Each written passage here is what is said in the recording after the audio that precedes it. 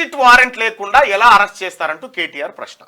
మీ సమాధానం కరెక్ట్, ఇదైతే కరెక్ట్. ఎందుకంటే ట్రాన్సిట్ వారెంట్ ఉండాలా. It lack of transit warrant అంటే ఒక అక్యూజ్డ్ని ఒక రాష్ట్రం నుంచి ఇంకో రాష్ట్రానికి తీసుకుపోయేటప్పుడు కొన్ని నిబంధనలు అంటే 24 గంటల వ్యవధి లోపల ఒకవేళ ఒక మెజిస్ట్రేట్ దగ్గర ప్రొడ్యూస్ చేసే అవకాశం ఉన్నప్పుడు కూడా లోకల్ పోలీస్ ద్వారా ఇక్కడే ప్రొడ్యూస్ చేయాలా, లేకపోతే 24 గంటలలో అక్కడ ప్రొడ్యూస్ చేయాలి.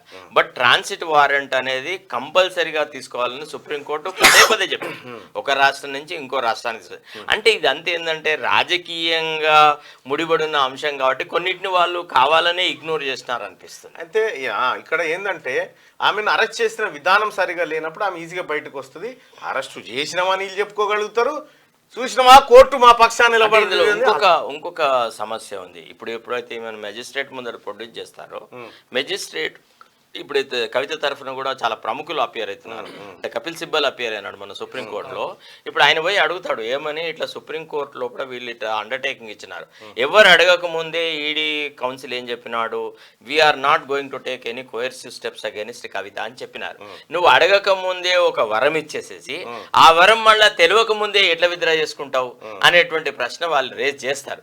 చేసినప్పుడు ఆ మెజిస్ట్రేట్ అడిగే అవకాశం ఉంది, ఏమయ్యా సుప్రీంకోర్టులో ఈ వివాదం పెండింగ్ లో ఉండగా మళ్ళీ 19వ తారీఖు నాడు ఈ కేసు విచారణకు వస్తున్న దశ లోపల ఏం అర్జెన్సీ వచ్చింది, అక్యూజ్డ్ ఏ రకంగా ఎవిడెన్స్ ని డిమాలిష్ చేస్తారు, అక్యూజ్డ్ ఏ రకంగా ఇన్వెస్టిగేషన్ తో ఇంటర్ఫియర్ అవుతారు, తర్వాత అక్యూజ్డ్ కి సీన్ ఆఫ్ అఫెన్స్ కి మధ్య ఇంత డిస్టెన్స్ ఉంది, ఒక రాష్ట్రంలో జరిగింది ఇంకో రాష్ట్రం నుంచి మీరు తీసుకొచ్చినారు, ఇది ఏ రకంగా సమంజసము అని మెజిస్ట్రేట్ అడిగే అవకాశం ఉంటుంది. అడిగితే గనక ఆ మెజిస్ట్రేట్ చాలా విజ్ఞురాలు. ఒకవేళ అడగకుండా సరే ఎనీవే అరెస్ట్ ఈజ్ ఎఫెక్టెడ్ కాబట్టి తన ప్రబలమైన కారణాలు ఉన్నాయి, ఈమె చేసిన పని ఏమంత పెద్ద సింపుల్ కాదు, ఈమె పసుపు కుంకుమ గాజులు అమ్మలేదు, ఈమె అమ్మింది లిక్కర్ అని కనుక భావించి రిమాండ్కి ఒకవేళ ఆథరైజేషన్ చేసినా అది కూడా ఏం తప్పిదం కాదు. కాకపోతే ప్రొసీజరల్ లా అనేది కొంత ఎవరికైనా, మీకైనా నాకైనా ఎవరికైనా భారతదేశం లోపల క్రిమినల్ ప్రొసీజర్ కోడ్ అనేది అక్యూజ్డ్కి ఫెయిర్ ట్రయల్ని ఇస్తుంది. అంటే నాకు అర్థమైన కాడికి ఇప్పుడు సార్ చెప్పిన కాడికి ఏంటంటే మొత్తం జుట్టు పట్టి గుంజుకపోకుండా ఒక ఇటుక పట్టుకు గుంజుకపోయినట్టు ఉంది. Correct, exactly.